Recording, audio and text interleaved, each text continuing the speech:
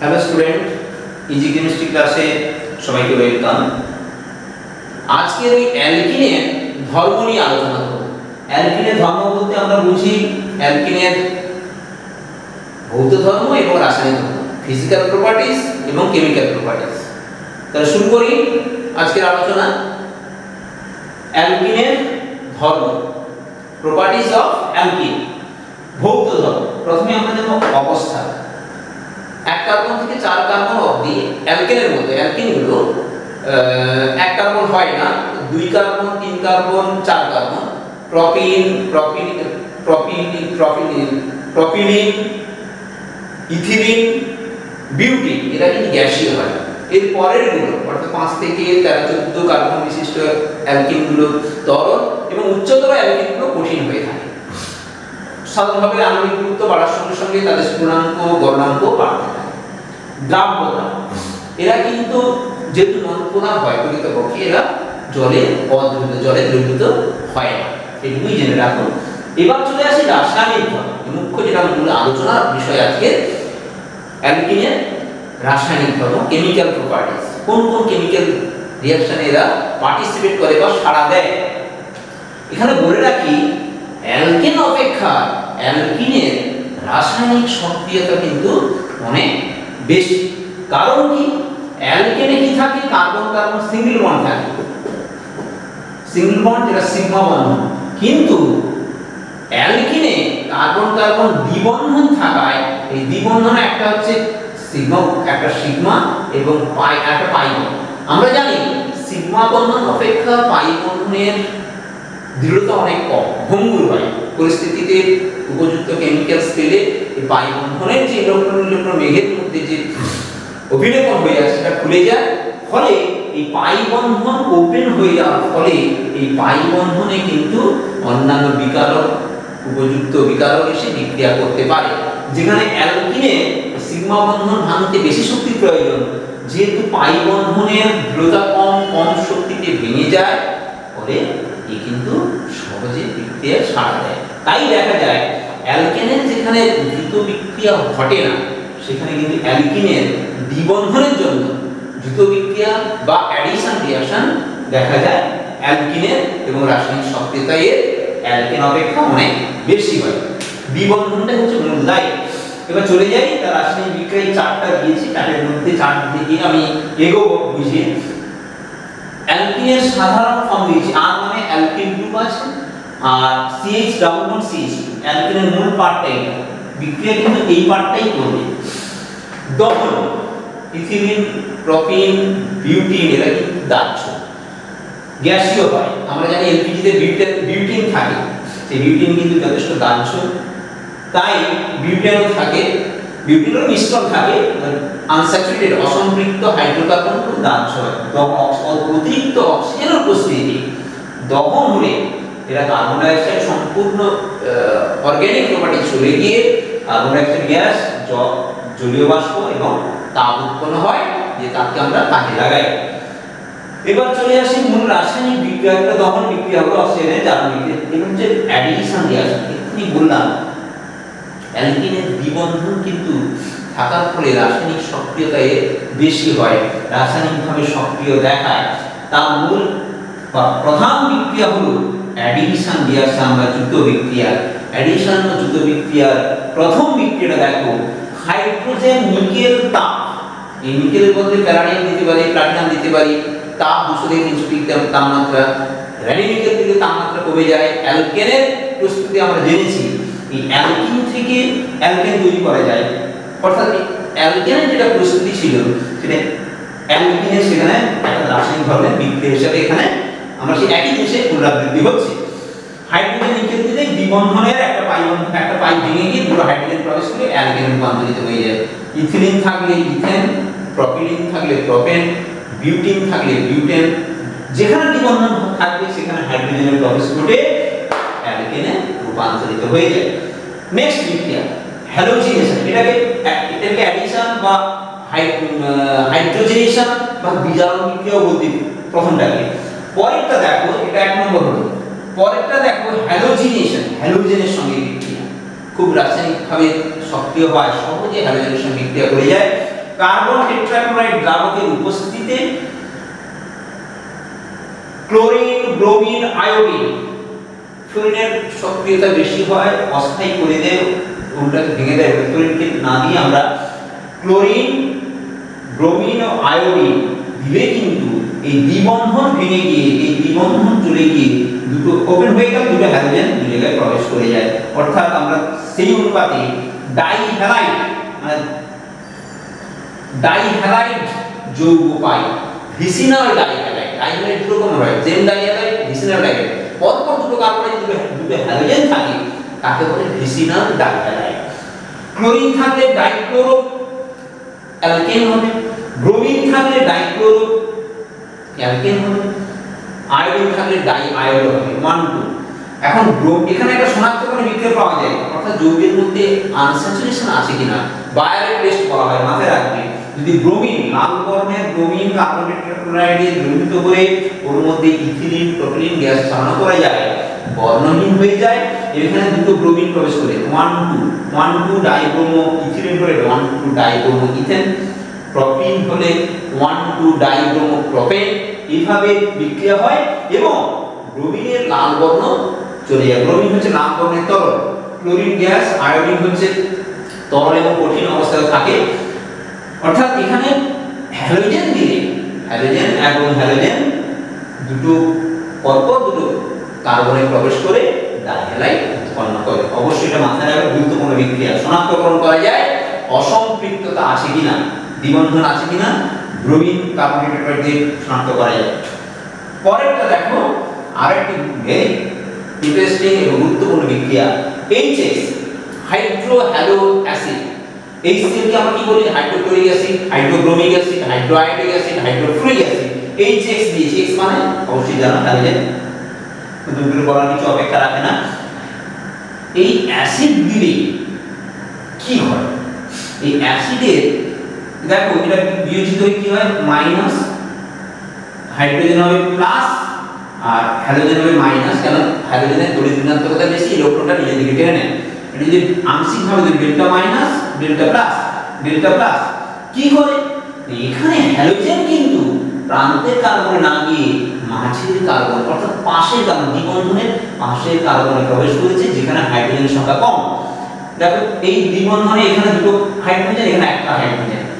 এই অ্যাডিশন কি কার নীতি অনুযায়ী পরিচালিত হয় বা কার নীতি অনুযায়ী আমরা এটাকে ব্যাখ্যায়িত করা হয়? বিক্রিয়া আগে হয়েছে, তারপরে মার্কনিক কস এই অ্যাডিশনকে একটা নিয়মের মধ্যে, নীতির মধ্যে বেঁধেছেন এবং কেন তার এক্সপ্লেনেশনও দিয়েছেন। বলছে একে মার্কনিকপের নীতি বলা, নীতি অনুযায়ী অ্যাডিশন করে। মার্কনিকপের নীতিটা কি বলে জানেন না?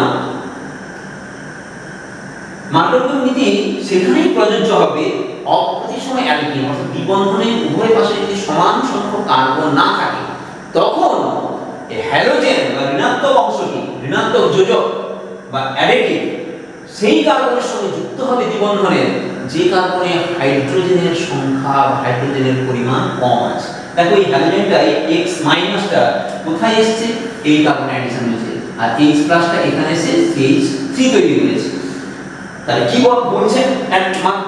মার্কনিকভ না যোজকে X অর্থাৎ ঋণাত্মক ধনাত্মক থাকলে ঋণাত্মক অংশটি দ্বিবন্ধনের সেই কার্বনের সঙ্গে যুক্ত হয় যে কার্বনের হাইড্রোজেনের পরিমাণ কম আছে। অপ্রতিসম অ্যালকিনের ক্ষেত্রে এটা প্রযোজ্য। প্রতিসম যদি হয়ে যায়, দুপাশে যদি সমান সংখ্যক কার্বন থাকে, সেখানে হ্যালোজেন যে কোনো কার্বনেই অ্যাড হবে না, একই যৌগ তৈরি হবে। কিন্তু অপ্রতিসম অ্যালকিনে হ্যালোজেন এখানে এলে যে নাম, যে যৌগ হবে, এখানে গেলে তার সমাবয়বী যৌগ হবে। ফলে মার্কনিকভ নীতি অনুযায়ী HCl, HBr, HI এর অ্যাডিশন এভাবে সম্পন্ন হয়ে থাকে। মেকানিজমটা পরে দিচ্ছি। এরপর আরেকটা স্ট্রং এলিমেন্টের একটা আছে, যদি শুধুমাত্র HBr জৈব পারক্সাইডে দেখা যায়, তখন মার্কনিকভের অ্যান্টি বা অ্যান্টি মার্কনিকভ বিক্রিয়া ঘটে। আগের বিক্রিয়ায় দেখো HCl, HBr, HI এদের রাসায়নিক সক্রিয়তার ক্রম দেওয়া আছে, অর্থাৎ HCl দিলে খুব দ্রুত বিক্রিয়া হবে, তারপর HBr, তারপর HI। HBr মধ্যবর্তী বিক্রিয়া, কিন্তু HBr এর ক্ষেত্রে দেখা যাচ্ছে HBr এর সঙ্গে জৈব পারক্সাইড অ্যাড করা হয়, তখন কিন্তু মার্কনিকভের নীতি না হয়ে তার অ্যান্টি হচ্ছে, বিপরীত হচ্ছে। ব্রোমিন মার্কনিকভ অনুযায়ী এখানে আসার কথা না এসে প্রান্তের কার্বনে, অর্থাৎ যে কার্বনে হাইড্রোজেনের পরিমাণ বেশি আছে সেখানেই ব্রোমিনের অ্যাডিশন হয়েছে। একে বলে খরাস প্রভাব বা খরাস এফেক্ট বলা হয়। কেবলমাত্র HBr এর ক্ষেত্রে প্রযোজ্য। হাইড্রোব্রোমিক অ্যাসিড জৈব পারক্সাইডের উপস্থিতিতে কিন্তু অ্যান্টি মার্কনিকভ বিক্রিয়া ঘটে থাকে। কেন হয় না, এই HCl বা HI এই বিক্রিয়া জৈব পারক্সাইডের উপস্থিতিতে যদি HCl HBr দেওয়া হয় সেটা কিন্তু ওই নরমাল মার্কনিকভ প্রোডাক্ট পাবো। মার্কনিকভের নীতি অনুযায়ী যা হয়, অর্থাৎ কম হাইড্রোজেন যুক্ত কার্বনে কিন্তু ক্লোরিন বা ব্রোমিন বা আয়োডিন লাগে, কিন্তু HBr এর ক্ষেত্রে পারক্সাইড দিলে খরাস প্রভাব সংঘটিত হয়। এবার মার্কনিকভের বিক্রিয়াটা এইভাবে যে হয়েছে তার মেকানিজমটা একটা সংক্ষেপে দেখা, একটা শর্ট ফর্মে তার মেকানিজমটা দেখাচ্ছি। মার্কনিকভ বিক্রিয়া কৌশল, মার্কনিকভ নীতি অনুযায়ী বিক্রিয়া কিভাবে হচ্ছে। এই যে অ্যাডিশন, দেখো বিক্রিয়া কৌশল দেখাচ্ছি, বিক্রিয়া কৌশল বা বিক্রিয়া মেকানিজম। ধাপ ফার্স্টে প্রথমে আমরা এইচএস থাকা মানে কি এইচ প্লাস হয় আর সিএল মাইনাস হয়। প্রথম ধাপে আর সিএইচ ডাবল বন্ড CH2, এইখানে কি হয় না প্রথম ধাপে স্লো কার্বোক্যাটায়ন তৈরি হয়। এর উপস্থিতিতে এই দ্বিবন্ধনে যে পাই বন্ধনের ইলেকট্রন জোড়টা একটা কার্বনের দিকে সরে আসে, সরে এসে CH কার্বোক্যাটায়ন তৈরি হয় CH2 মাইনাস। এই কার্বোক্যাটায়ন সঙ্গে সঙ্গে ফার্স্ট, তারপরে ধাপ দেখো, ধাপ 2 তে উৎপন্ন CH2 এটাকে কার্বোক্যাটায়ন বলে।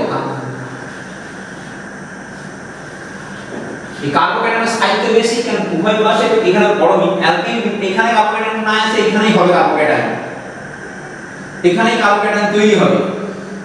কারণ এই কার্বোক্যাটায়নের সাইজটা এখানে বেশি হবে, যে অ্যালকিন গ্রুপ আছে, অ্যালকিন গ্রুপের প্লাস আই এফেক্ট বা আবেশ প্রভাবের কারণে এই সাইজটা বেশি। এই কার্বোক্যাটায়নের কি সঙ্গে সঙ্গে এর থাকার সাইজ কম স্থায়ী কি করে CH2 মাইনাস সঙ্গে সঙ্গে হ্যালোজেন এই কার্বনেই অ্যাড হয়, হয়ে কি তৈরি করলো আর CH2X আর CH2 মাইনাস।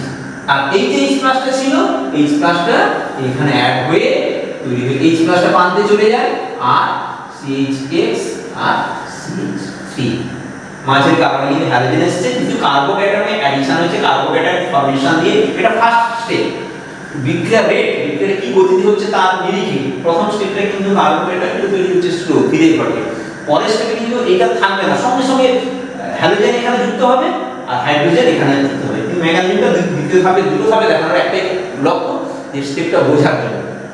এইভাবে মার্কনিকভ নীতি অনুযায়ী কার্বোক্যাটায়নের থ্রু দিয়ে হ্যালোজেন মাঝের কার্বনে যুক্ত হয়ে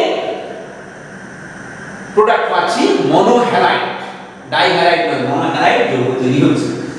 খরাস প্রভাবের ক্ষেত্রে বলি HBr যে দেওয়া হয়েছিল, সেই HBr খরাস প্রভাবে যে জৈব পারক্সাইডের উপস্থিতিতে এই যে মেকানিজম একটু দেখালাম, জৈব পারক্সাইডের উপস্থিতি, কিন্তু এই মেকানিজমের মধ্য দিয়ে বিক্রিয়াটি অগ্রগতি হয় না। মুক্তমূলক বিক্রিয়া, ফ্রি র্যাডিক্যাল মেকানিজম হয়। ফ্রি র্যাডিক্যাল মেকানিজম যেখানে চারটে ধাপ থাকে, প্রথম, দ্বিতীয়, তৃতীয়, চতুর্থ ধাপ। তোমাদের প্রয়োজন নেই, এই চারটে ধাপে সংগঠিত হয়। জৈব পারক্সাইড একটা ফ্রি র্যাডিক্যাল তৈরি করে, সেই ফ্রি র্যাডিক্যাল চারটে ধাপের মধ্যে প্রপাগেশন, ইনিশিয়েশন হয়ে শেষ প্রোডাক্ট পাওয়া যায়। চারটে ধাপের মধ্যে সর্বশেষ প্রোডাক্ট পাওয়া যায়। HBr এর সঙ্গে বিক্রিয়াতে জৈব পারক্সাইডে এই ফ্রি র্যাডিক্যাল রিঅ্যাকশনের প্রত্যেকটি ধাপে যে তাপমোচী বিক্রিয়া হলে বিক্রিয়াটি স্বতঃস্ফূর্তভাবে সংগঠিত হয়, সামনের দিকে এগিয়ে যায়। কিন্তু HCl বা HI দিলে খরাস প্রভাবে যে বিক্রিয়া অগ্রগতি হয়ে আমরা অ্যান্টি মার্কনিক পাওয়ার কথা সেটা পাচ্ছি না, দেখা যাচ্ছে ওর কোনো না কোনো ধাপে তাপগ্রাহী বিক্রিয়া হয়, তাপমোচী না হয়ে অর্থাৎ তাপ উৎপাদিত না হয়ে তাপ শোষণ ঘটে, ফলে বিক্রিয়াটি থেমে যায়, বিক্রিয়া অগ্রগতি হয় না, বিক্রিয়া প্রোডাক্ট দেয় না। তাই অ্যান্টি মার্কনিক প্রোডাক্ট দেয় না, তাই নরমাল প্রোডাক্ট ওখানে পাওয়া যায়, অর্থাৎ হাইড্রোজেন পারক্সাইড জৈব পারক্সাইডের উপস্থিতিতে অ্যান্টি মার্কনিক HCl বা HI এর ক্ষেত্রে সংঘটিত হয় না। ফ্রি রেডিক্যাল মেকানিজমে কোনো না কোনো ধাপে ওটা তাপমোচী বিক্রিয়া, তাপগ্রাহী বিক্রিয়া হয় বলে, তাই শুধুমাত্র HBr এর ক্ষেত্রে খরচ প্রভাব ইফেক্টিভ এবং তার প্রোডাক্ট আমরা পেয়ে থাকি। এইবার এই মার্কনিকভের নীতি অনুযায়ী অ্যালকিনে যদি আমরা গাঢ় H2SO4 শীতল অবস্থায় আর জল দিই, পাবো কি? এটাও মার্কনিক। এখানে গাঢ় শীতল অবস্থা, এখানে কি তৈরি হবে? জল সংযোজনের বিক্রিয়ায় অ্যালকোহল তৈরি হয়, কিন্তু শীতল অবস্থায় তৈরি হবে এখানে মাঝে মার্কনিক অনুযায়ী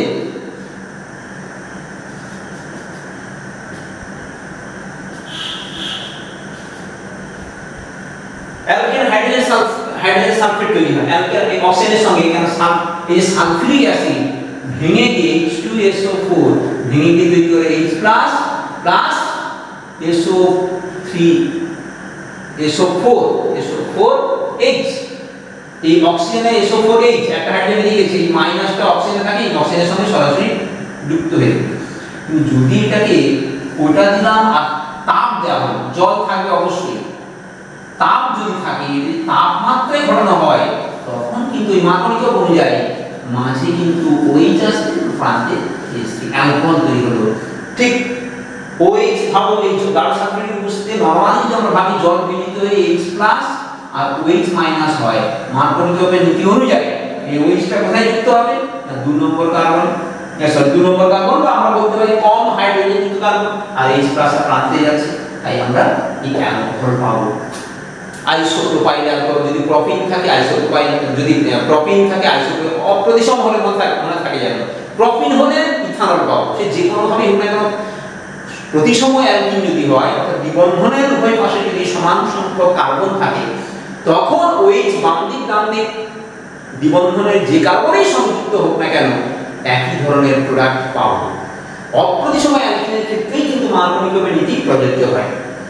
মনে রাখবে এই বিক্রিয়ার গুরুত্ব কি? না, অ্যালকিন থেকে অ্যালকোহল তৈরি করা যায়। গাঢ় সালফিউরিক অ্যাসিড শীতল উষ্ণতা এবং তাপ দিলে মার্কনিকের নীতি অনুযায়ী OH কিন্তু এই কারণে প্রোপিন থাকলে 2-প্রোপানল পাবে, অ্যালকিন থাকলে ইথানল পাবো, বিউটিন যদি থাকে 2-প্রোপ-2-অল পাবো, বিউট-2-অল পাওয়া যাবে। অর্থাৎ এটা একটা জল সংযোজন বিক্রিয়া বলতে পারি, অ্যালকিনে জল সংযুক্ত হয়ে অ্যালকোহলে রূপান্তরিত হচ্ছে। আরো একটা দেখো, এই মার্কনিক নিয়েই বলছি, স্পেশাল বিক্রিয়াগুলোকে দেখাচ্ছি। এই মার্কনিক বি আছে, পার্ট শেষ করব। আমরা যদি এখানে HOX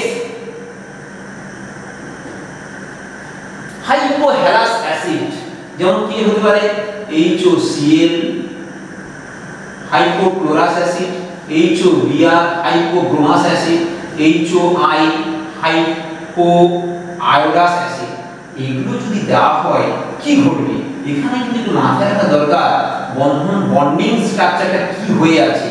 অর্থাৎ এখানে এই বন্ধনের যেহেতু অক্সিজেনের তড়িৎ-ঋণাত্মকতা হাইড্রোজেন অপেক্ষা বেশি, অক্সিজেন হবে মাইনাস, এটা হবে প্লাস, হাইড্রোজেন অপসারিত হয় না, এটা এইভাবে ব্রেকিং হয়, তাই এখানে প্রোডাক্টটা পাবো। আর CH এখানে আসবে OH আর এই CH2X। আমি যদি HOCl নেওয়া হয়, হাইপোক্লোরাস অ্যাসিড নেওয়া হয়, এখানে পাবো এই প্রোডাক্ট, অর্থাৎ দুটো কার্যযুক্ত যৌগ পাওয়া যাবে। যদি আমরা ব্রোমিন নিই, HOBr নিই, HO এখানে আসবে, ব্রোমিন এখানে যাবে। অর্থাৎ এখানে কিন্তু হ্যালোজেন প্রান্তে যাচ্ছে, OH-টা যে কার্বনের হাইড্রোজেনের সংখ্যা কম সেখানে কিন্তু OH যাচ্ছে। কারণটা কি বললাম? এখানে হ্যালোজেনের তড়িৎ-ঋণাত্মকতা যেহেতু অক্সিজেনের তুলনায় কম, তাই অক্সিজেন ঋণাত্মক হচ্ছে, অর্থাৎ এই পার্টটা ঋণাত্মক হয়, এই কিন্তু কম কার্বনযুক্ত হাইড্রোজেনের সংযুক্ত হচ্ছে। আর হ্যালোজেন প্লাস হয়, সে প্রান্তিক কার্বনে যাচ্ছে। এখানে কিন্তু H প্লাস হবে না, OH আর X অ্যাডিশন হচ্ছে, সেই অনুপাতে আমরা তার যৌগটা পাবো। এটা দিয়ে থাকে জয়েন্টের পরে, অবশ্যই এটা মাথায় রাখার চেষ্টা করো। আজকে তাহলে অ্যালকিনের রাসায়নিক ধর্মের প্রথম পার্টটা দিলাম, এর পরেও অনেকগুলো বিক্রিয়া আছে, সেটা পরের ক্লাসে আমি তোমাদের কাছে তুলে ধরবো, আলোচনা করবো। তাহলে আজকে এই পর্যন্তই, সকলকে ধন্যবাদ জানাই।